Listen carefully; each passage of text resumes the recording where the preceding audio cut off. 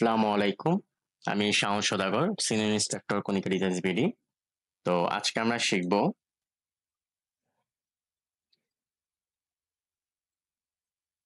ডিসক্রেস indent এবং increase indent.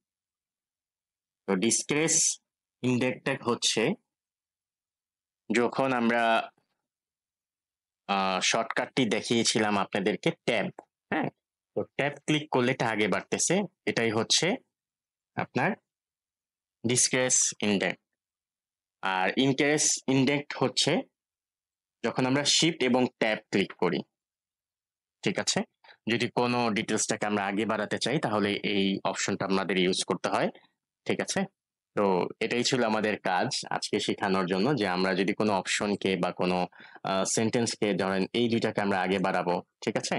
এই দুটাকে আগে বাড়ালে আমরা বি এর আন্ডারে 1 2 দিব। তাহলে আমি ট্যাব ক্লিক করতে পারি বা এটা ক্লিক করতে পারি, ডিসক্রেস ইন্ডেক্স ক্লিক করলাম, এক ধাপ কিন্তু সে আগে বেড়ে গেল। এবং আমরা কিন্তু এখান থেকে আমরা নাম্বারিং কিন্তু গত ক্লাসেই বা গত ভিডিওতেই কিন্তু দেখেছেন।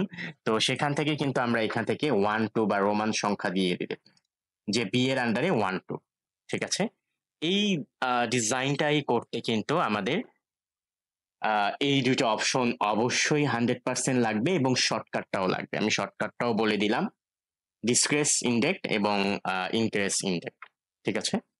তো এই ছিল আমাদের আজকের ক্লাস।